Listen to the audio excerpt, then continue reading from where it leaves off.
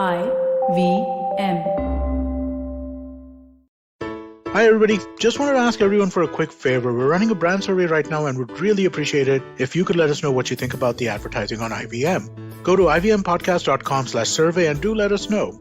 As part of this, we'll be selecting 10 random participants and sending them some IVM swag, so do fill out those surveys.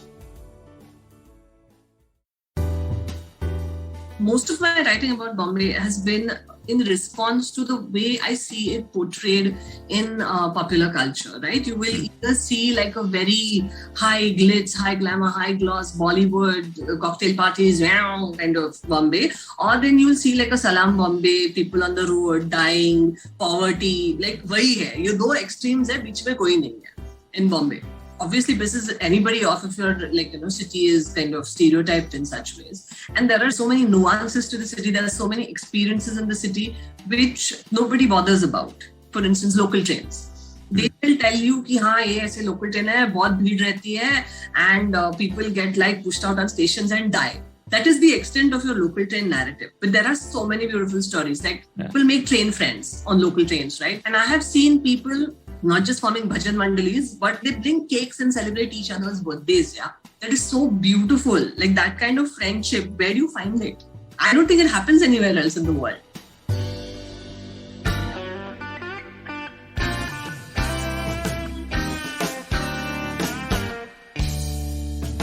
Hello and welcome to the Filter Koffee Podcast. My guest today, Vedashree Khambete Sharma, is a freelance reporter turned award-winning ad woman turned writer of crime fiction. Somewhat in that order, I think.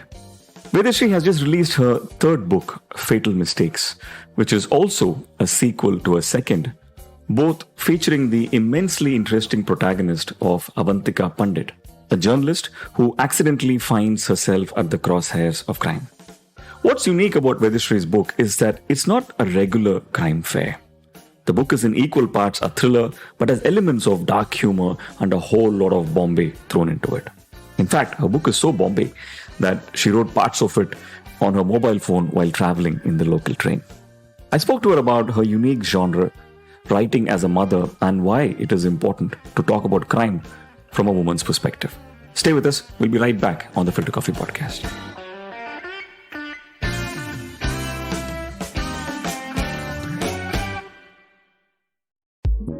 Intel vPro provides the complete manageability tools to detect, repair, and protect your devices remotely so your workforce can keep doing what they do best wherever they're working from.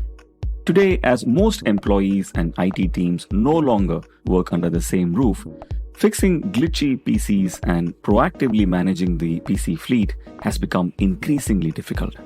The Intel vPro platform addresses these problems. With its Intel Active Management Technology, or Intel AMT, vPro enables IT to keep mission-critical resources running by establishing a secure connection between IT and an Intel vPro platform-based PC. In the event of a cyber attack, Intel AMT lets IT remotely manage and repair systems simultaneously, even if they are dispersed across multiple locations. PCs can be recovered quickly wherever they may be. Plus, the Intel Endpoint Management Assistant, or the Intel EMA, enables cloud-based manageability using simple web-based tools to connect with and remediate any Intel vPro platform-based PC. Both these tools provide better manageability and faster response times, resulting in substantial device management, support cost savings, and fewer help desk tickets. Visit www.intel.in/itheroes to know more. Intel vPro, built for business. Welcome to the Filter Koffee Podcast, Vedashree. Where are you talking to us from? I am talking to you from my tiny home in Bombay, which is, it's Bombay, so all homes are tiny. But yeah, tiny home in Bombay. Which part of Bombay? It's going to sound better than it is. I'm talking from Santa Cruz West. But yeah. Right. That sounds, I don't know, something about Santa Cruz sounds very, very, very posh to me generally in life. It does. All my neighbors are posh except me, basically. So yes, it is a very posh locality. I'm the unposh one here. Amazing. And how has been the last year and a half for you of this Black Mirror episode? So actually, this book was supposed to come out sometime last year. And it has now, I have been waiting for a year for it to come out. So it has just been a long period of waiting and twiddling my thumbs saying, okay, now what to do while we are waiting. But that's essentially it. Everything else has been, thankfully, I wanted to say not so bad. Then I realized I had COVID earlier this year. So, mixed bag, but mostly good, I would say, since I'm here alive and kicking. So there you go. Excellent. I'm usually wary of guests who share a sort of a similar background to mine, because then I feel like there's no way to hide for me. And I'm a little worried because you're from the ad industry and you're also a podcaster. But I wanted to ask you this. I have a lot of friends who are from the industry and who have become authors, right? So I don't think that's particularly new. But the genre you've chosen is extraordinarily unique, right? Usually people from advertising who are also authors are busy writing either about advertising or how to live life. Which is really ironic. Exactly, right? Because most of us don't have one to begin with. So was thriller always going to be your chosen genre? So I have sort of fiddled around with genre in the sense that my first book was comic fiction. It was set, surprise, in an ad agency. And it was about a bunch of advertising people going through life, which you've been an ad agency. So that, any given day, it's madness. So I thought that, hey, why not put that down? It could be an interesting story. So the first book was comic fiction. Then my daughter was born. And I'm not saying it's related, but then, murder is what I thought of after that. So then that's what happened. It just sort of the story that came was a thriller. So then I wrote the thriller, and then I thought of a sequel. So I wrote the sequel. That's essentially how it goes. That's brilliant. Okay. Now that you mention it, I'm seeing a great correlation between my newfound passion for violent Korean cinema and my daughter turning 3. But, jokes aside, when I look at, books by Gillian Flynn and Paula Hawkins, I know these are your favorite authors. I'm obviously, at a very laymanish level struck by how there's a lot of similarities in their titles, right? Girl, in a train, Gone Girl, etc. But on a serious note, what about those authors? What about their work attracts you? So I'll tell you what, I like Gillian Flynn and Paula Hawkins, but I think you need to be in a certain mind space for that. And I find that I'm not always in that mind space. So I started reading Gillian Flynn's Broken Objects, but then I got scared after the first 5 pages because it's about a girl who has gone missing, right? And a teenage girl who has gone missing. And that is just terrifying to me as a mother. So then I was like, okay, not this right now. Maybe later when I'm feeling braver. So, I get the appeal. It's a little bit too dark for me. So while, they have their place, but I prefer my mysteries more towards your, The Rivers of London series by Ben Aronovich. So he mixes police procedurals with supernatural fantasy, and it's wild.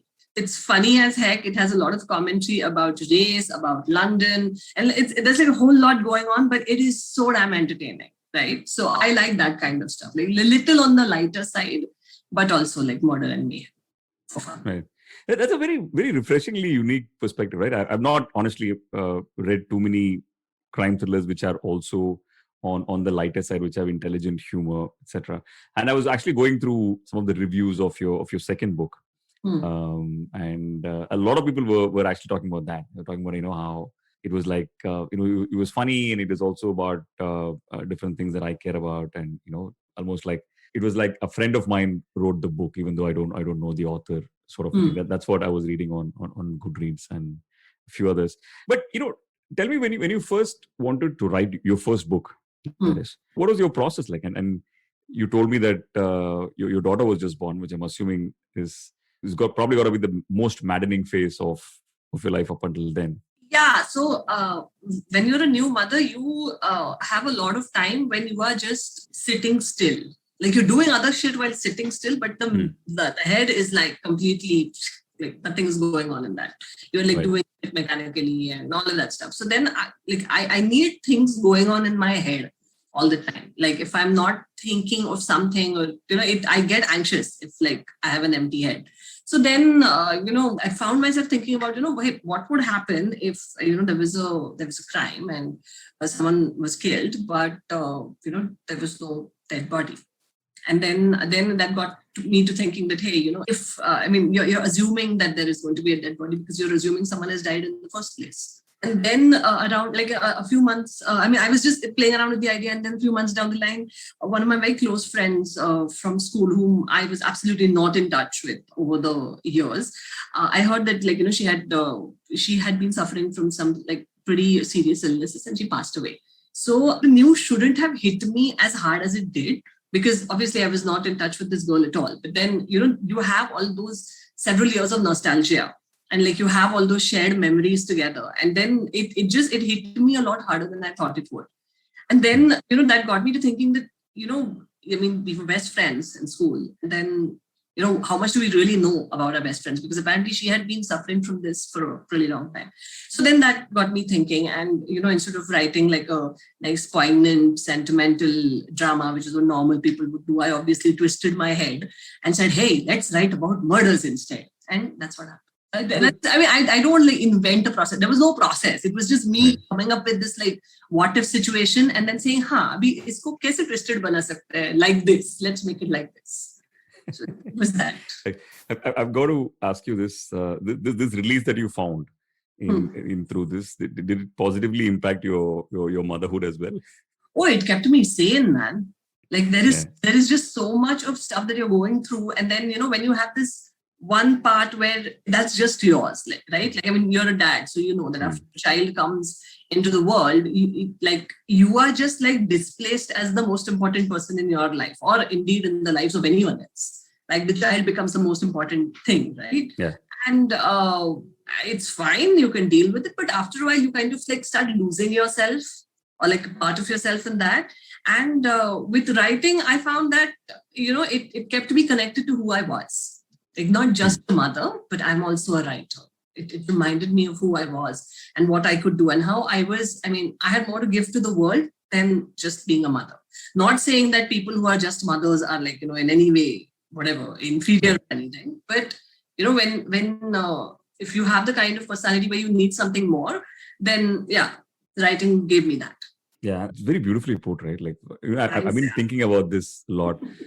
For once, our social life suddenly changed dramatically after having the child. Like everybody wanted to meet us, which was very surprising. Not us. Correct. Not really us. Yes. Okay. Yeah, the kid. And that's also because they have a child. Right? It's not even for any other reason. So I think over the last few years, I've sort of maybe in my own way experienced this whole my identity sort of completely being wiped out of the face of the earth. You will be saved on people's phones now as so-and-so's dad. Correct. Yes. Or in my case, auntie, which is like a logical progression. So. Yeah, which is depressing, right? If you think about it. But moving on to more refreshing and positive things. Your third book, Fatal Mistakes, your protagonist, Avantika Pandit, is a journalist. And she was also your protagonist in your second book. And she gets a bit jaded with having to write listicles, etc. And then, she pursues something completely different. How much of her is actually biographical? No. So I worked as a freelance reporter. I used to kind of, send my stories and everything. So I've not really spent time in a newsroom, which is really weird because at some point I really wanted to be a journalist, and then long story. Anyway, so I didn't end up becoming a full-time journalist, but I went to, I did like a postgrad degree in media, which means that my course had 4 specializations. It was journalism, advertising, audiovisual, just filmmaking, and public relations. So I have spent a lot of time with journalists. Even after passing out, and like some of my very close friends are journalists, which means that I have a working knowledge of how things happen in a newspaper. And if I hit a point where I'm like, okay, I'm not sure about this, I have always people whom I can call and cross check. Hey, am I getting like really? When it comes to Avantika as such, I mean, she's very sarcastic. And so am I. So in that sense, there is like a shared personality trait. But I wouldn't say that she's entirely modeled on me, because I have learned to be like significantly more diplomatic over years. Whereas she is just like, whatever she thinks, she will say it. So yeah, it's not an accurate representation. But yeah, the sarcasm is shared for sure. Right. But what about the beat journalism side of it, right? Like, what was your window into that world? Again, talking to people who have been beat journalists, being friends with them and listening to their stories and the way they feel about issues, about their profession, about things that could be better or worse for them. That's essentially it. While it is a thriller, your book is also a tale on Bombay itself, isn't it? Bombay is such a huge part of it. I'm assuming you grew up here. What new flavor of the city did you want to bring out, which has already not been told, in movies and books? So, I mean, most of my writing about Bombay has been in response to the way I see it portrayed in popular culture, right? You will either see like a very high glitz, high glamour, high gloss, Bollywood, cocktail parties, kind of Bombay, or then you'll see like a Salam Bombay, people on the road, dying, poverty, like wahi hai. Ye do extremes hai, beech mein koi nahi hai in Bombay, if you look at it. So it obviously pisses anybody off if your city is kind of stereotyped in such ways. And there's so many nuances to the city. There are so many experiences in the city which nobody bothers about, right? So like for instance, local trains.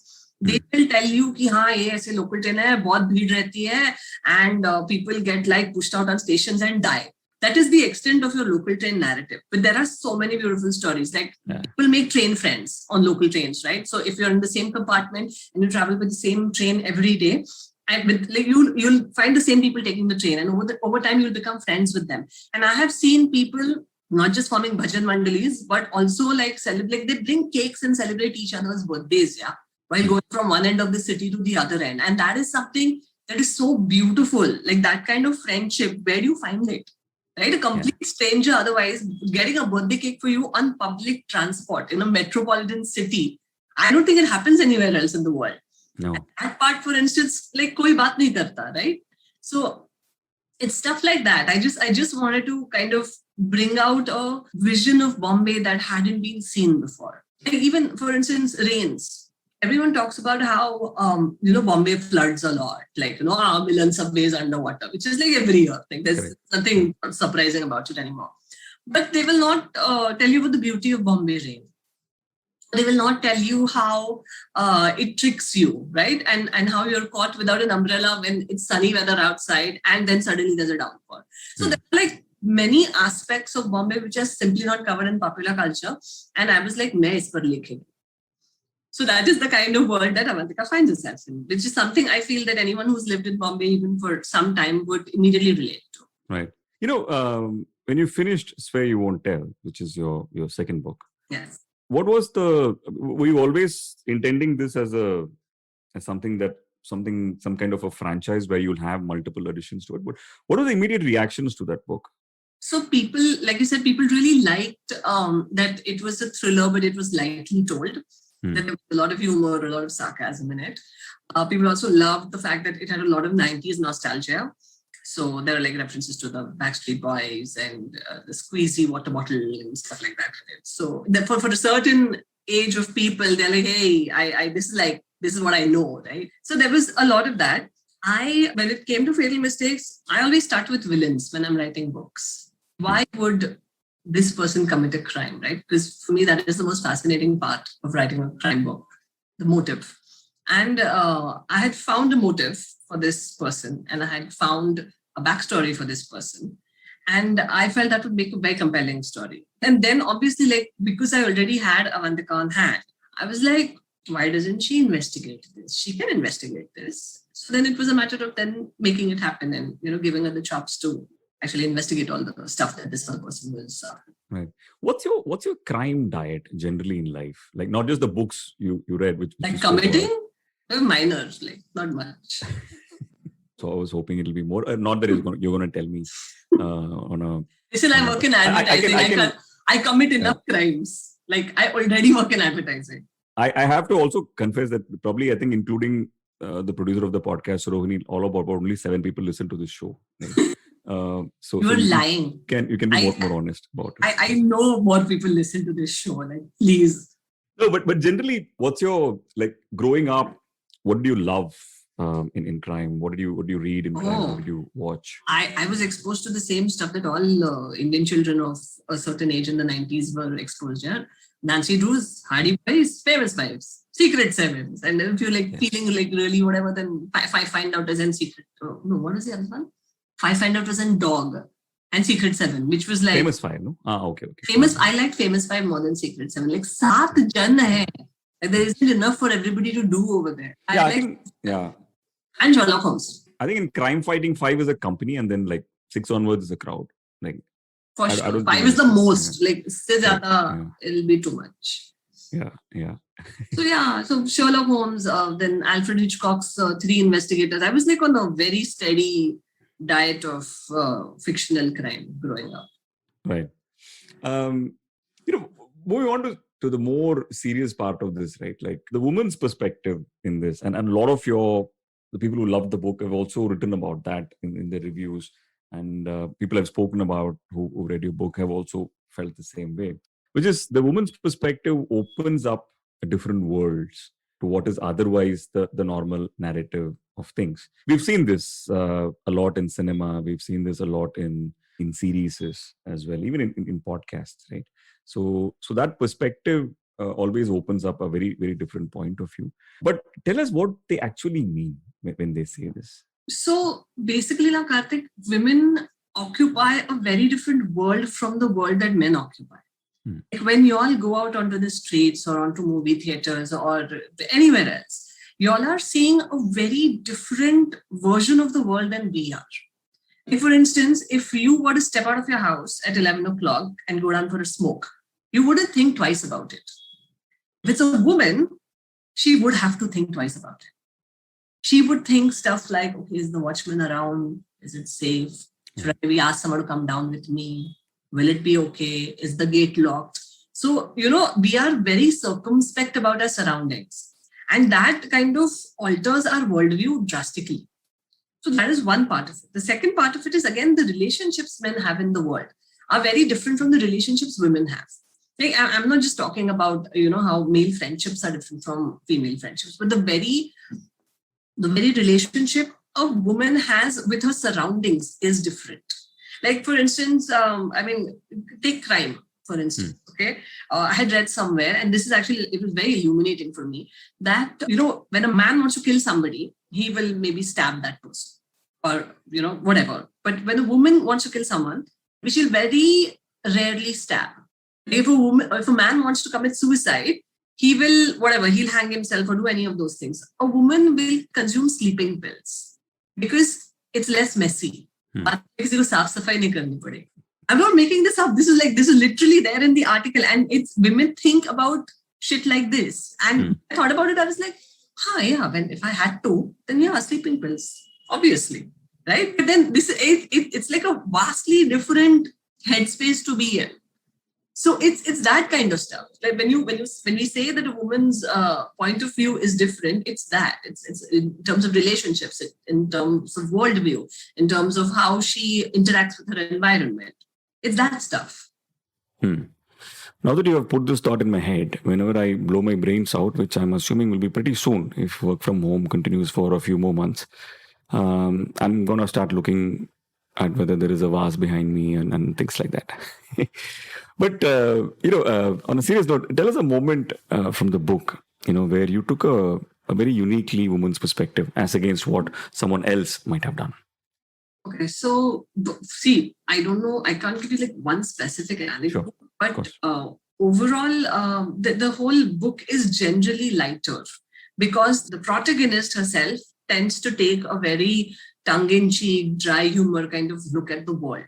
Right now, if you look at most thrillers in the category right now, whether it's Gillian Flynn or Paula Hawkins, their protagonists are very broken women who are like, in like bad shape, like emotionally and psychologically. And then this like one big mystery just lands on their head and just screws their life forever. Right. And it's that woman kind of like dealing with her past trauma while at the same time dealing with present trauma. And it becomes like, I don't know, I find it very emotionally overwhelming.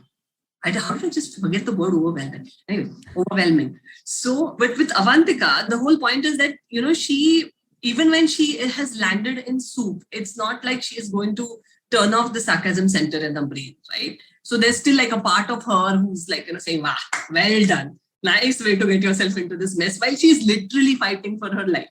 So I think it's that it's a character who tries to deal with things, but she doesn't necessarily do a very good job of it. But at the same time, there is like this inner critic who's always like, saying things to her, like, what are you doing? This makes no sense. So I think that is what essentially separates, Fatal Mistakes, or for that matter, Swear You Won't Tell, from the rest. Right. You want to laugh at her, you want to laugh with her, you just want to laugh. So when you're writing her lines, are you putting yourself into what Vedashree would say in something like this, or are you creating her world in your head? So her responses are not really my responses as such, but I do say them out loud to see if they're funny enough. And if I laugh, then I'm usually convinced that it's okay, it's funny. So it is a terrible answer, but yeah, there you have it. That's a fantastic answer. So largely, I'm imagining you during this lockdown in a room where you're writing and also talking and then also laughing. Yes. Or not laughing. Yes. Right. No, and so the thing is now, like, at least in the lockdown, I'm doing it in the privacy of my own home, where people already know that I'm mad. But like, there were times before the lockdown where I used to just open the chapter and see, in office, I used to wait, let me just see if this is fine. And then I used to read it out loud, which is muttering in office. And then I'm laughing also. So people in my office are now convinced that I'm a lunatic. I'm like, this was supposed to be a secret. People were not supposed to know about this, but now they know. Because I mean, forget about writing novels. Yeah, even when I'm writing copy, I write a line and say it out loud, and then I write it again. So it's a whole different kettle of fish. But how do you guys write a book with a child at home? Yeah, I'm struggling to write like a tweet. So your child is 4, no, now. So give it time. See, the first 3 months were just terrible because there was no time even to breathe. Because, usually I have help at home. I have someone who comes and cooks and cleans and all. And now it was just like, Kali Mata with 15 hands doing everything. So the first 3 months were just like not to be thought of. The rest of it, I think I'm still pretty much grappling with stuff. And now that my daughter is 7, she understands that I have to write. So, she understands the concept that, my mother writes books, or that she has a daytime job. She's not necessarily happy about either of them, but she understands them. So then if I tell her that, okay, I have a meeting, you have to sort of, stay away, or, I'm writing right now, just give me some time. And she understands that. She's like a darling in that sense. So, not a problem with her. Abhi.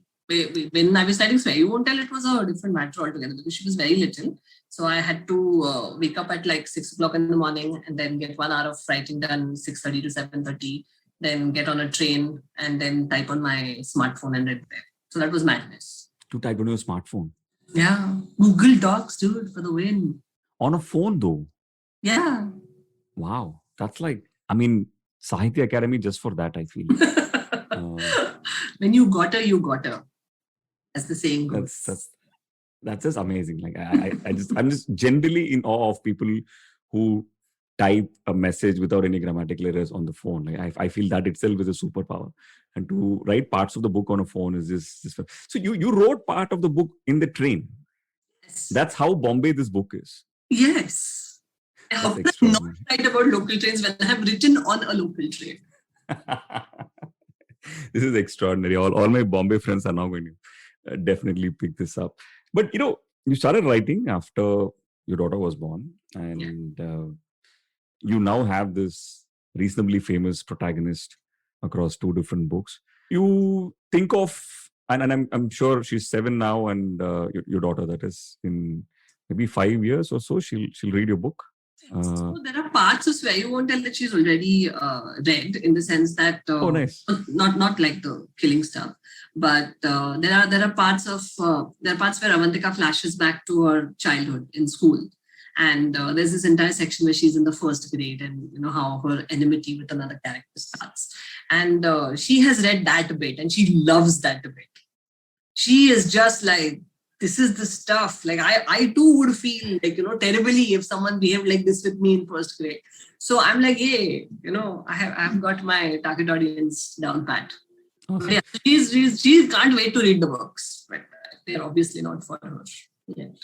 But therein is my question. Like, do you subconsciously are you thinking like, okay, like, she's eventually going to read the full book? Are you writing? Is a part of you writing for her and people like her? No. Right. See, she wants me to write children's books. Okay. And now, considering that I write crime stuff, that she's like, what are you writing about people killing on the way? I'll tell you what to write now. Get 4 children and make them solve a mystery. There will be some smuggler. I was like, tu hi likh fir. But so she wants me to write something completely different. And I don't think of her when I'm writing. It's not the right subject to be thinking of your daughter. Although, in Swear You Won't Tell, there is this bit where, a mother basically talks about the stuff that she had done for her child who is who has now just turned up dead. And that bit I wrote completely thinking of her in mind. Oh, nice. Because, that track, that innocence of it all was something that I could really bring alive only because, it was the kind of stuff that I had done for my daughter when she was little. And I had her in mind when I wrote that. So, more inspiration rather than, anything else. Right. When I was reading parts of your third book, it was in my mind, I don't know why, I'm not making this up. In my mind, I was also thinking, this could make for a really funny, interesting, intriguing noir sort of a series, right? Correct. that I can see on an Amazon or a Netflix. You think of things like that when you write?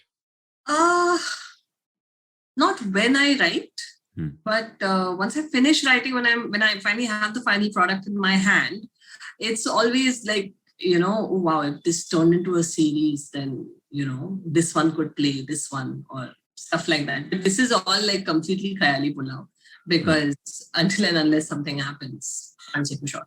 All right. So what will it, unless you're doing it already, what will prompt you to add another part to this franchise? I am already. Yeah. So in the sense that I finished the first draft, I'm kind of cleaning it up a little bit, and I have told my editor on a public forum that I'm going to have it to her in the next but a few weeks. So, well, if all goes well, then there should be another part to this. Excellent. So I think it's time to talk casting. Like, if you had to, if you have to pick someone contemporary to play Avantika, who will you go for? I'm just trying to give some visual cue to people who are going to read the book after listening to this episode. Yeah, I don't know. I don't want to jinx it by saying and stuff because, the thing is that I can think of Bollywood people, but then hardly any of the A-listers are doing OTT. And I feel that this is this series works better as a OTT series rather than movies. So then as an OTT series only, that I've decided in my mind. I can see 7 seasons now written in my mind already. See, the way I think of it is that Netflix takes it, then Radhika Apte. Obviously, who else will do it, right? No, but jokes aside, I haven't really, I don't really want to go out there and say things. Right. Okay, cool. Awesome. Hey, listen, we normally, close the episode by asking our guest what he or she is watching, reading, or listening to these days. What's keeping you inspired and entertained? So I am right now only I'm not doing any writing. I'm only kind of consuming content by the bushel because otherwise I hardly ever find time for that. So I'll tell you what I just finished reading. I just finished reading Sweet Sweet Revenge Private Limited by Jonas Jonasson, who is a hilarious Scandinavian writer, which I just meet people and recommend him please read types. So he is very funny, and the book is basically about the ex-advertising person who starts an agency which helps people take revenge on their enemies for a fee. It is a brilliant business model when you think of it. But that's broadly the theme of the book. And it's very funny. It's extremely funny. So that's what I have just finished reading. I saw something. I just started watching the new season of Modern Love right now. What do you think? Couple of episodes in, not bad. Like, I thought the first one with Minnie Driver was really nice. It was so bittersweet and like it's just so nice. Just nice. The second episode, that Night Girl Day Boy, was also very nice. So those are the only two I have watched so far. Before that, I watched something. What did I watch? This is the problem with turning 40, na? Like, everything is just like leaking out of brain. Correct. But yeah. And the thing is, I have a 7-year-old, so I usually only watch Disney movies at home on like Hotstar or whatever. So that is actually, weirdly enough, we just rewatched Andaz Apna Apna. Nice. Because we're trying to teach her Hindi. Oh.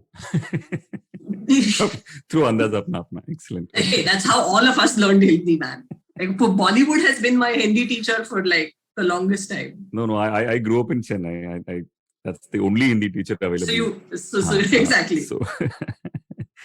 No, but I understand, like, for watching Disney pieces, I think I'm going into the Stockholm Syndrome zone, right? Like, I'm now, generally I find myself in the bathroom humming Let It Go, Frozen and all of that, right? Like, yes. and now I don't know if I'm actually playing it anymore for her or I'm playing it for myself. Correct. We have all gone through this phase where we are voluntarily humming Frozen songs, and then when you catch yourself, you're just suddenly like, what has happened to me? Like, why am I humming this song without provocation? Exactly. Does it end well? It's a phase. I think you will. Right. Okay. You will find other songs to hum, which also will shock you, but it won't be Frozen. Thank God. I'm counting on that. Vedashree, thank you so much. It's an absolute riot speaking with you, and I can't wait to look at the third edition in this series. And I'm going to now keep looking for which OTT platform this is also releasing, maybe in a few months from now. Thanks so much. That is such a lovely wish. Thank you very much. Thank you so much.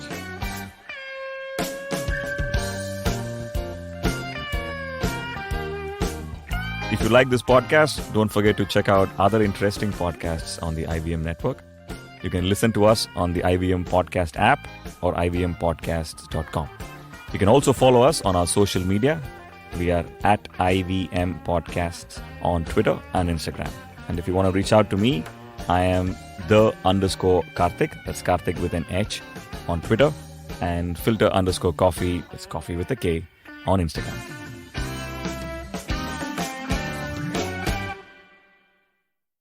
Hey everybody, it's been a great week on the IVM Podcast Network. On the Wire Talk, Siddharth is joined by Nikhil Anand, an assistant professor at the University of Pennsylvania and an environmental anthropologist. They discuss his plan and proposal to the BMC to fight the effects of climate change that we are already seeing in Mumbai. In the podcast special on Storytellers and Storytellers, Vineet talks to the hosts of New Kids on the Block, Anya, Kavya, and Tarek, about what it's like to be Indian teenage podcasters. In the season 3 finale of Echoes of India, Anirudh explores South Asia at the time of its most famous ancient figure, Ashoka Maurya. On All Things Policy, Suyash and Aditya analyze the constant changes of China's generals in their liberation army and what it means for India. And on Smarter with Sid, learn from Siddharth how listening can help you make a better presentation.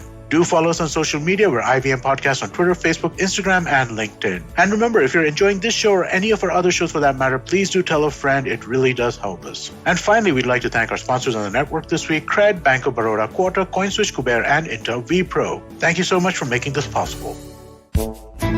पेश खिदमत है आपकी शान में हमारे अंजुमन से. Hi, I am Sadaf. And I'm Arshit. खाने का इतिहास, economics, policy, psychology, सब है मेन्यू पे. Only on the Nankali podcast every Wednesday, सिर्फ IVM podcast ऐप या वेबसाइट पर या फिर जहां से भी आप अपने पॉडकास्ट सुनते हो.